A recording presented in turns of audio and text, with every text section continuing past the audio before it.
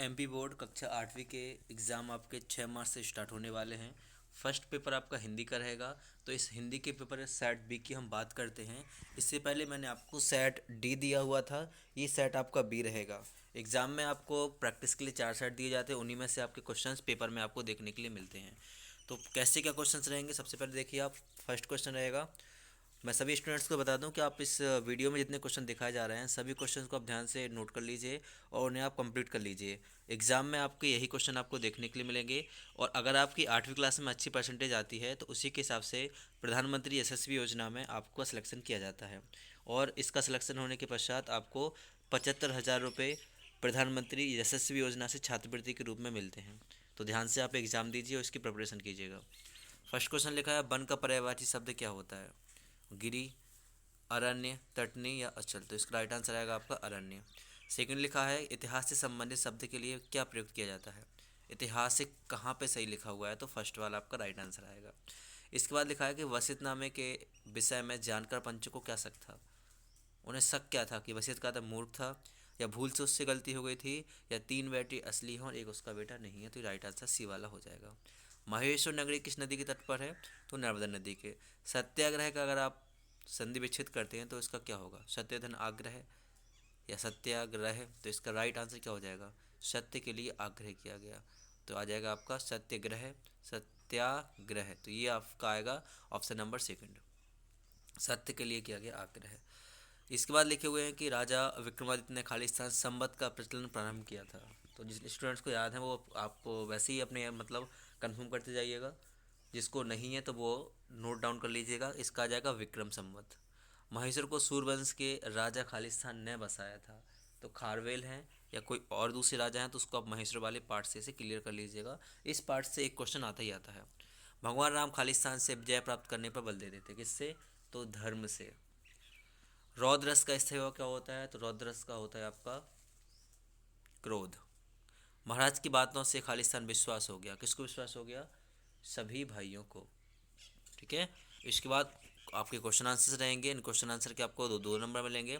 कि नर्मदा के तट पर किला और शिव मंदिर किसने बनवाया था? आपके एग्जाम में लगभग आपके 6 से 7 क्वेश्चन आएंगे, तो उनको आप ध्यान से करना। बाकी सब आपकी ग्रामर, ऑब्जेक्टिव और आपके निबंध एप्लीकेशन आते हैं। ठीक है। तो जो रानी वहाँ की थी उनका यहाँ पे आपको बताना है। वसीयतनामे में क्या लिखा था? तो उसकी आपको बतानी हो कि वसीयतनामे में लिखा था कि उसकी सभी संपत्ति को 3 भाइयों में बराबर बांट दिया जाए और जो इसका निपटारा करेगा उसके साथ उसकी कन्या या उसकी लड़की का विवाह कर दिया जाए। बीरबल की पत्नी को संदूक में कौन सी आश्चर्य में डालने वाली वस्तु मिली थी? इसके अलावा लिखा है कि रेड क्रॉस के सदस्य क्या काम करते थे? ये क्वेश्चन आपको बता दूं कि हर सेट में आपको मिलेगा, ये क्वेश्चन पेपर में आना ही आना है कि रेड क्रॉस के जो सदस्य हैं वो क्या काम करते थे। तो रेड क्रॉस के सदस्य प्राकृतिक आपदा जैसे भूकंप, ठीक है, सूखा या किसी अन्य घटना में पीड़ितों के स्वास्थ्य की देखभाल करते थे। ठीक है। इसके बाद लिखा हुआ है सलीम अली ने कौन से पक्षी को खोज निकाला था? तो ये आपको सलीम अली वाला पार्ट याद पढ़ना पड़ेगा। उसमें लिखा हुआ है एक पक्षी था जो कि पीले रंग का धब्बा उसके गले में दिखता था, उसकी खोज उन्होंने की थी। गीता में कुल कितने श्लोक हैं? ये क्वेश्चन भी आपको हर सेट में मिल जाएगा। इसके पश्चात और क्वेश्चन आंसर लिखें। ये क्वेश्चन आंसर आपके 3 नंबर के रहेंगे। इसमें कौन से कैसे करेंगे? तो पहला क्वेश्चन लिखा है कि राजा आनंद पाल के मन में किस प्रसंग को सुनकर हलचल मची और क्यों? तो ये गीता का जो मर्म है उस वाले पार्ट का क्वेश्चन है, इसको आप ध्यान से कर लीजिएगा। इसके बाद लिखा है बहादुर बेटा किसे कहा गया और क्यों? तो ये आपका संदीप वाले चैप्टर का है। तो बहादुर बेटा संदीप को कहा गया है क्योंकि उसने बाढ़ की परवाह न करते हुए भी लोगों को बचाया था। आत्मशक्ति और भाषाशक्ति में क्या अंतर है? झगड़े का कारण क्या था? आत्मशक्ति और भाषाशक्ति में देख लीजिएगा आप, ये आपको क्वेश्चन आंसर मिलेगा आपके सहायक वाचन की किताब में है ये, तो उससे आप इसको कर लीजिएगा। झगड़े का क्या कारण था? तो ये आपका वसीयतनामा पाठ का क्वेश्चन है। पाषाणकालीन सभ्यता के लोग अपना जीवन किस प्रकार व्यतीत करते थे? ये आप क्वेश्चन आपका हमारा मध्य प्रदेश जो सहायक वचन है उसमें से खंड में रहेगा, तो उसमें आपको कर लेना है। इसके पश्चात ये 4 नंबर का आएगा। इसका आपको पंक्ति का भावार्थ लिखना है। जब कठिन कर्म पगडंडी पर राही का मन उन्मत्त होगा, जब सपने सब मिट जाएंगे कर्तव्य मांगे सम्मुख होगा। ठीक है। तो इस या फिर चलो निशाचर कटुक अपारा चतुरंगनी अनि बहुधारा विविध भांति वाहन रथ जाना विपुल बयान पताक ध्वज नाना। ये क्वेश्चन आपको आप याद हो तो जो रामायण वाला पार्ट लिखा हुआ है आपका युद्ध गीता, उसमें जब रावण की सेना का वर्णन करने के लिए कहते हैं तो वो क्वेश्चन का पूरा आंसर इसके अंत में लिख सकते हैं कि रावण की सेना का वर्णन कीजिएगा, तो वो वाला क्वेश्चन है, तो इसे आप ध्यान से कर लीजिएगा। इसके अलावा आपका पद्यांश रहेगा। पद्यांश के बाद आपका ये लिखिए कि आपको इनके तत्सम रूप लिखने हैं कि पाँव को संस्कृत में क्या बोलते हैं। तत्सम मतलब संस्कृत के शब्द, और तद्भव मतलब कि हिंदी भाषा के शब्द। तो इन सबको आप ध्यान से देख लीजिएगा। 2 नंबर के 4 नंबर के आपके रहेंगे कि कौन से शब्द में आप तत्सम मतलब कि संस्कृत में क्या बोलेंगे। इसके बाद लिखा है मुहावरे में प्रयोग करना है केवल। टस से मस ना होना, मैंने उसे बहुत समझाया लेकिन वो टस से मस नहीं हुआ। देखो गया पहाड़ टूट पड़ना। ठीक है, तो इसमें पहाड़ टूट पड़ने में क्या आ जाएगा आपका कि मैंने उसे वहाँ मैंने नहीं, ऐसा लिखेंगे पहाड़ टूटने में, उसके पिताजी का देहांत होते ही उसके ऊपर दुखों का पहाड़ टूट पड़ा। या फिर ऐसा कि राजा की मृत्यु के पश्चात झांसी की रानी पर पहाड़ टूट पड़ा, दुखों का पहाड़ टूट पड़ा। इसके अलावा लिखा हुआ है आपको ब्राह्मचिन्ह लगाना है, ये भी आपका 4 नंबर में आएगा।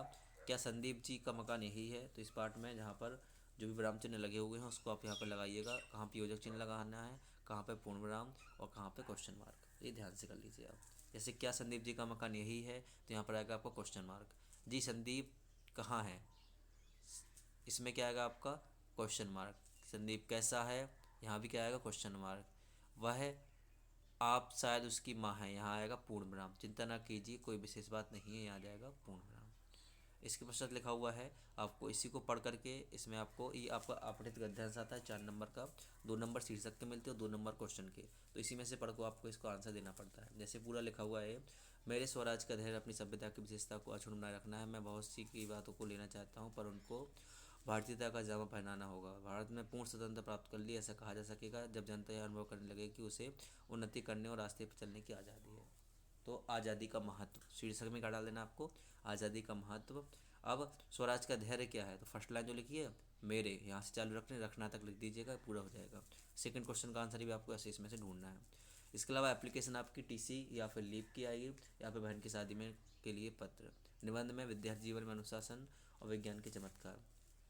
तो आप इस वीडियो को पूरा एक क्वेश्चन पूरे कंप्लीट कर लीजिएगा, और इसके पश्चात आपको सेट ए और सेट सी भी दिया जाएगा। तो इससे बाहर कोई भी क्वेश्चन आपको एग्जाम में नहीं जाएंगे, और आप इन सब क्वेश्चन को ध्यान से कर लीजिएगा। इसके अलावा मेरे द्वारा आपको इस यूट्यूब चैनल पर अन्य सब्जेक्ट के भी प्रैक्टिस पेपर दिए जाएंगे, तो आप उसको ध्यान से करिएगा।